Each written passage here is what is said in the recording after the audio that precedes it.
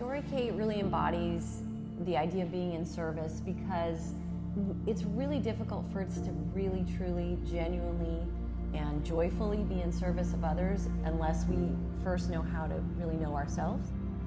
But whether it be the potential employer or whoever it might be, make them the hero and them the one that you're going to serve. And give you ways to articulate that and act on that. So that it's really an important process.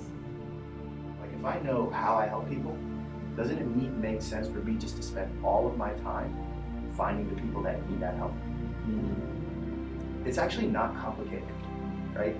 It's like if you really know the best version of you and who you are, just find the people that need that and then say hi. It's not even just the step-by-step stuff, how to successfully interview. More than that, it's about how to successfully connect. How do you make it about them and not about you, and you all collaborating and working together? Your leader isn't just coming in and saying like, this is what you have to do, X, Y, and Z. It's like, hey, this is what we have to do. How can I help you accomplish that? What do you need me to do to make it easier? And I think Stan is like the embodiment of that type of leadership.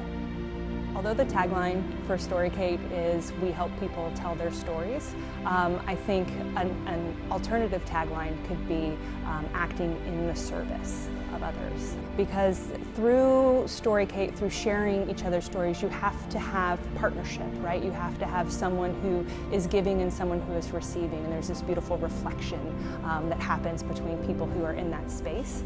One of the things that I want to say about Stan is that he has a real heart for this work and endless motivation to passionately pursue his quest to really help people reach their full potential.